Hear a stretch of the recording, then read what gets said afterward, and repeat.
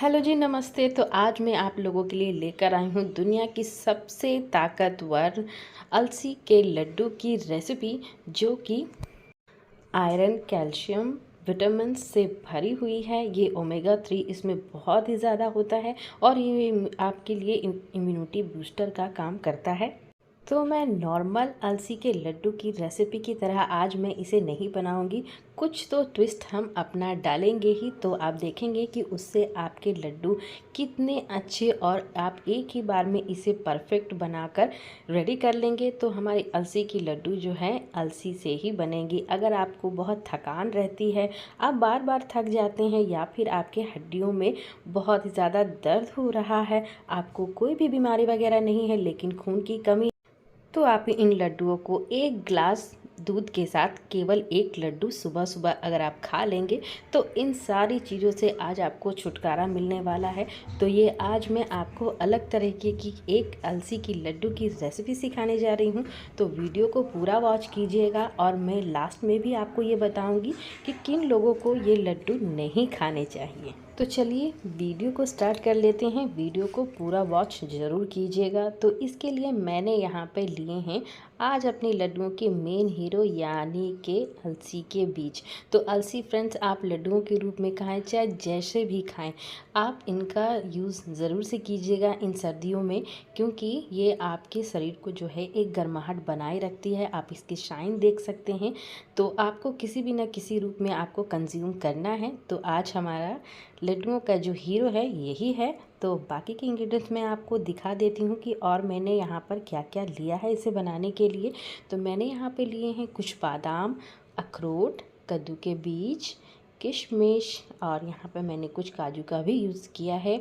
मैंने यहाँ पे 3 इलायची का यूज़ किया है, कुछ मखाने, और लड्डुओं को मीठा करने के लिए मैंने यहाँ पर गुड़ का यूज़ किया है। जी हाँ, मैं यहाँ पर आज चीनी का यूज़ बिल्कुल भी नहीं करूँगी।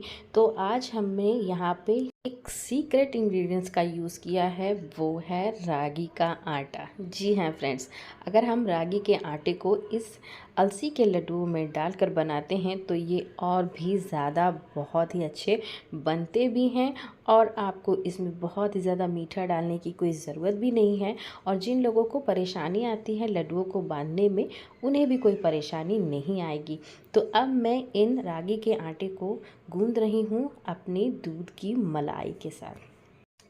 तो हो तो ज़रूर से ऐड कीजिएगा फ्रेंड्स। अगर आप एक लड्डू खा लेंगे ना, तब आपको पता चलेगा कि मैं ऐसा क्यों कर रही हूँ। तो करीब यहाँ पर मैंने 3 टेबलस्पून भरकर, जो यहाँ पर मेरी घर की दूध की मलाई थी फ्रेश वाली, वो मैंने यहाँ पर ऐड कर दी है। अगर आपके पास फ्रेश ना भी हो तो 1 दिन का पुराना लीजिएगा, ज़्यादा खट्टा नहीं लीजिएगा, ऐसे हमारी रेसिपी ख़राब हो सकती है। तो इसे गूंदने के लिए मैंने यहाँ पर थोड़ा सा पानी का भी यूज़ किया है। ये बहुत अच्छे से गूंद जाते हैं। तो अब मैंने बहुत अच्छे से इन्हें गूंद लिया है, आप देख सकते हैं। और मैं इनके छोटे छोटे लोइयाँ भी बनाऊंगी। तो आप यहाँ पर देख सकते हैं कि मैंने इसमें बहुत ज़्यादा पानी का यूज़ नहीं किया है, आधा तो ये क्रीम से ही गूंद गया था। तो अब मैं इनकी 3 लोइयाँ बड़ी बड़ी बनाऊंगी। आप चाहें जितना भी बना लें आप अपने अकॉर्डिंग। तो मैं इस तरीके से इन लोइयों को फ्लैट कर रही हूँ अपनी हथेलियों में दबा दबा कर, आप देख सकते हैं। तो एक हमारी रोटी तैयार हो गई है। तो इन लड्डुओं को फ्रेंड्स आप इस सर्दियों में बनाकर ज़रूर से खाइएगा। गर्मियों के लिए तो मैं नहीं कहूँगी, लेकिन हाँ, सर्दियों में आप इसे ज़रूर से यूज़ कीजिएगा। आप जो अभी बाल झड़ने की प्रॉब्लम आ रही है फ्रेंड्स, अगर आप उसके लिए भी इसे यूज़ करते हैं तो आपकी हेल्थ के लिए बहुत ही ज़्यादा अच्छी होने वाली है। तो अब मैंने यहाँ पर एक ले लिया है पैन, और पैन में मैं डाल रही हूँ 1 चम्मच के करीब घी, और घी को मैं अच्छे से यहाँ पर मेल्ट कर लूँगी। और हमने जो ये रागी के आटे की रोटियाँ तैयार करके रखी हैं, उसे हम अच्छे से यहाँ पर शैलो फ्राई कर लेंगे।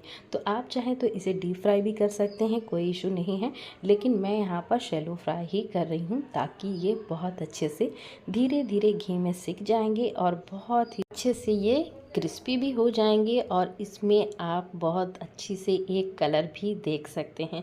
तो फ्रेंड्स, रागी का आटा बहुत लोगों को पसंद नहीं होता है, जबकि ये नॉर्मल आटे से बहुत ही ज़्यादा फाइबर से भरे होते हैं और प्रोटीन से भी भरे होते हैं। तो रागी का आटा हमारे मिलेट वाले आटे में भी यूज़ होता है, तो आप इसका भी कंज्यूम ज़रूर से करें। तो इसलिए मैंने इसे आज इन लड्डुओं में इसका यूज़ किया है।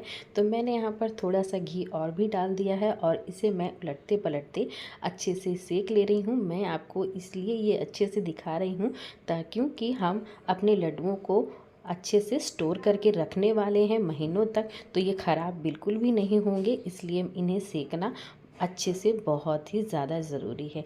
तो ये हमारी रागी की रोटियां छोटी वाली तो सीख गई हैं। अब हम इन्हें अच्छे से ठंडा होने के लिए एक तरफ रख देंगे। तो अब मैंने यहाँ पर ले लिया है 1 टेबलस्पून के करीब और घी में मैं डाल रही हूँ यहाँ पर कुछ ड्राई फ्रूट्स जो मैंने आपको स्टार्टिंग में ही दिखाया था। तो मैंने यहाँ पर बादाम, काजू और अखरोट तीनों को मैं इस तरीके से बहुत अच्छे से रोस्ट कर लूँगी। तो इन्हें रोस्ट अगर आप कर लेते हैं तो बहुत ही ज़्यादा ये अच्छे से क्रिस्पी हो जाते हैं और जब आप इन लड्डुओं के साथ आप इसे खाते हैं तो ये बहुत ही ज़्यादा क्रंची लगते हैं खाने में। और इन्हें भी मैंने अच्छे से यहाँ पर रोस्ट कर लिया है, आप देख सकते हैं। तो अब बारी आती है मखाने की। तो मखाना मैं यहाँ पर 1 बाउल के करीब ही लिया है। अगर आप यहाँ पर चाहें तो 250 ग्राम तक आप यहाँ पर इसकी क्वांटिटी आप बढ़ा सकते हैं। तो यहाँ पर मैंने मखानों को भी बहुत अच्छे से फ्राई कर लिया है। तो मखाने जब तक क्रिस्पी होकर टूटेंगे नहीं तो तब तक आपको समझ जाना है कि ये अभी तक नहीं भुने हैं। तो हमारे मखाने बहुत अच्छे से भुन चुके हैं। तो मैं इसे भी एक अलग थाली में निकाल रही हूँ और अब मैं यहाँ पर फ्राइंग पैन को बहुत अच्छे से पोंछ लूँगी, क्योंकि अब हम फ्राई करने जा रहे हैं अपने अलसी के बीज को। इसे भूनने के लिए हमें कोई भी घी तेल की कोई आवश्यकता नहीं है। हम इसे ऐसे ही गरम पैन में भून लेंगे। आप चाहें तो सबसे स्टार्टिंग में ही आप इसे बिना घी या ऑयल के आप इसे भून सकती हैं। तो इसकी भुनाई जब तक हो रही है तब तक हम अपने रागी के जो रोटियां हैं इस तरीके से हम इन्हें तोड़ देंगे ताकि वो जल्दी से ठंडे हो जाएं। अगर आप इन्हें तोड़ेंगे नहीं फ्रेंड तो ये बहुत जल्दी से ठंडे नहीं होते हैं, क्योंकि हमने रोटियां तो छोटी बनाई हैं लेकिन थोड़ी मोटी ही बनाई हैं। अब मैं इन रोटियों को इस तरीके से तोड़कर एक साइड में रख दूंगी ताकि ये बहुत अच्छे से ठंडे हो जाएं और क्रिस्पी हो जाएं। तो यहाँ पर मेरी अभी अलसी के बीज की भुनाई चल रही है। तो मैं यहाँ पर आपको इसकी आवाज़ सुनाना चाहूँगी कि ये जब भूनते हैं तो ये किस तरीके से आवाज़ करते हैं, ताकि आपको पता चल जाए कि ये अच्छे से भून भी रहे हैं या नहीं। तो नए बिगनर्स को ये पता नहीं होता है कि हमें इन्हें कब तक भूनना है, कितनी देर तक भूनना है। तो करीब 2 मिनट के बाद ही आप देखेंगे कि इसकी चटकने की आवाज़ इतनी शानदार होती है कि बस आप इसे सुनते ही जाएंगे।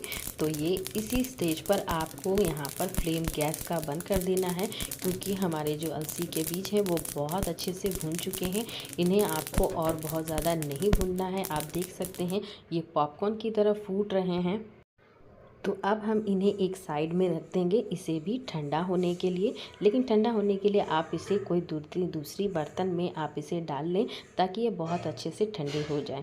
तो अब मैंने जो रागी का रोटी इस तरीके से तोड़ कर रखा था ठंडा होने के लिए, वो मैं ग्राइंडर जार में अच्छे से इसे ग्राइंड कर लूँगी, क्योंकि ये बहुत अच्छे से अभी ठंडा हो चुका है। तो आप देख सकते हैं कि ये बहुत अच्छे से ग्राइंड हो चुके हैं। इसकी कंसिस्टेंसी मैं आपको दिखाती हूँ, काफ़ी खुरदरी है। तो आपको भी इसी तरीके से भुनना है। तो बाकी के इंग्रेडिएंट्स को भी मैं इसी तरीके से बारीक पीस लूँगी। तो मखानों के साथ मैंने यहाँ पर इलायची को डाल दिया है ताकि वो अच्छे से ग्राइंड हो सके। तो मखानों को आपको बहुत ज़्यादा बारीक कर लें फ्रेंड्स, लेकिन यहाँ पर जो ड्राई फ्रूट हैं, ड्राई फ्रूट को आपको बहुत ज़्यादा यहाँ पर बारीक नहीं करना है। आपको यहाँ पर इसे थोड़ा सा खुरदरा ही पीसना है ताकि इसका क्रंच जो है बना रहे हमारे लड्डुओं में। तो इधर हमारे अलसी के बीज भी ठंडे हो चुके थे, तो वो भी मैं बहुत अच्छे से ग्राइंड कर लूँगी। यहाँ तक कि इसे सबसे ज़्यादा कम टाइम लगता है इसे पीसने में, करीब 1 मिनट भी नहीं लगते हैं फ्रेंड्स। मैंने ग्राइंड किया और ये अच्छे से पीस चुके हैं। आप देख सकते हैं इसकी कंसिस्टेंसी मैं आपको यहाँ पर दिखा रही हूँ कि ये किस तरीके से हो जाते हैं, बहुत ही अच्छे। और इतनी खुशबू आ रही थी फ्रेंड्स कि मैं आपको क्या ही बताऊँ मेरे किचन में। तो यहाँ पे मैंने इस थाली में सारी चीज़ों को आपके सामने लाकर रख दिया है ताकि आप कोई भी चीज़ भूलें नहीं, आपको किस तरीके से कौन सी चीज़ पीसनी है और किस तरीके से आपको लेनी है। तो यहाँ पर मैंने रागी का आटा, मखाना, ड्राई फ्रूट्स और यहाँ पर अलसी के जो बीज थे मैंने यहाँ पर पीसकर अच्छे से ले लिए हैं। अब इन चीज़ों को आपको एक ही थाली में रखकर बहुत अच्छे से आपको ऐसे सूखा ही मिला लेना है। तो इन लड्डुओं को आप अगर बहुत ही ज़्यादा क्वांटिटी में बनाना चाहते हैं तो आप बना सकते हैं, ये बिल्कुल भी ख़राब नहीं होते हैं। लेकिन उस स्टेज पर आपको रागी की जो रोटी मैंने आपको दिखाई उसकी भुनाई बहुत अच्छे से करनी होगी। तो यहाँ पर मैंने किशमिश भी डाल दी है। तो किशमिश को मैंने यहाँ पर बिना फ्राई किए ही डाली है फ्रेंड्स, क्योंकि मुझे वह ऐसे ही पसंद है। चाहे तो आप उसे घी में भूनकर भी डाल सकते हैं। तो अब बारी आती है हमें अपने लड्डुओं को बाइंड करने की और उसे एक मिठास देने की। तो उसके लिए मैंने यहाँ पर पैन में थोड़ा सा पानी डाल दिया है और यहाँ पर मैंने ग्रेट किया हुआ अपना गुड़ भी डाल दिया है। तो गुड़ और जो पानी है बहुत अच्छे से मिक्स हो जाते हैं तुरंत में। और आपने जितने भी यहाँ पर बड़े बड़े देख रहे हैं गुड़ के ढेले, वो भी बहुत अच्छे से यहाँ पर पानी के साथ में पिघल जाएंगे, तो आपको कोई परेशानी नहीं आएगी। तो फ्रेंड्स, जो ये काम डेली किचन का करते हैं उन्हें तो आइडिया है, लेकिन अगर कोई नए बिगिनर इसे बनाना चाहते हैं तो उन्हें परेशानी ना हो, इसीलिए मैं यहाँ पर एक एक चीज़ को क्लियर करती जा रही हूँ। तो बस इतना ही हमें इसे गुड़ को पिघलाना है और गर्मा गर्म गुड़ को मैं यहाँ पर इस मिक्सचर में डाल रही हूँ। तो आप यहाँ पर हाथों को सावधानी से काम करें, क्योंकि अभी गुड़ बहुत ज़्यादा गर्म है। आप यहाँ पर हाथ लगाने की कोशिश बिल्कुल भी ना करें, क्योंकि आपका यहाँ पर हाथ थोड़ा सा जल सकता है। इसलिए मैं यहाँ पर स्पैचुला से ही इसे मिक्स कर रही हूँ। विदिन 1 मिनट के बाद ही ये मिक्सचर तुरंत से ही ठंडा हो जाता है, क्योंकि ये ड्राई फ्रूट्स में यहाँ मिक्स होकर तुरंत में गुड़ ठंडा हो जाते हैं। तो डरिएगा नहीं, लेकिन हाँ, स्टार्टिंग में अपने हाथों को बचा कर रखिएगा, क्योंकि हमें इसके लड्डू भी बांधने हैं। तो यहाँ पर मैं सारे मिक्सचर को बहुत अच्छे से मिक्स कर ले रही हूँ स्पैचुला से। आपको लड्डुओं को जो है गर्मा गर्म ही बांधना है, क्योंकि ये ठंडे हो जाएंगे तो लड्डू आपके अच्छे से नहीं बन पाएंगे। तो लड्डू अगर आपके नहीं ही बन रहे हैं तो आप इसमें थोड़ा सा 1 से 1.5 टेबलस्पून के करीब घी ऐड कर लीजिएगा, तो आपके लड्डू बहुत ही अच्छे से ईजीली बन जाएंगे। तो आप देख सकते हैं मैंने जो आपको बताया है, जितनी जितनी क्वांटिटी में, आप देख सकते हैं लड्डू हमारे बहुत ही अच्छे बनते हैं। तो अब मैं बताती हूँ कि किन लोगों को ये लड्डू नहीं खाने हैं। तो जो लेडीज़ प्रेग्नेंट हैं यानी गर्भवती हैं, उन्हें ये लड्डू नहीं खाने हैं, क्योंकि इनकी तासीर बहुत ही ज़्यादा गर्म होती है। लेकिन हाँ, डिलीवरी के बाद वो एक लड्डू का डेली सेवन कर सकते हैं। ये उनके लिए उस समय हेल्थ में बहुत ही ज़्यादा बेनिफिट करेगा। तो अब मैं बताती हूँ दूसरे वो कि जिन्हें फैटी लिवर की प्रॉब्लम है, उन्हें भी ये लड्डू कंज्यूम नहीं करने चाहिए। अगर आप इन लड्डुओं का सेवन कर रहे हैं तो आपको एक लड्डू 1 गिलास दूध के साथ में, गर्मा गर्म दूध के साथ में आपको सेवन करना है। तो इसके फ़ायदे बहुत ही ज़्यादा हैं। और बच्चों को तो केवल आप आधा लड्डू ही दीजिएगा केवल 1 दिन में, और आपको सिर्फ 1 दिन में 1 ही लड्डू खाने हैं।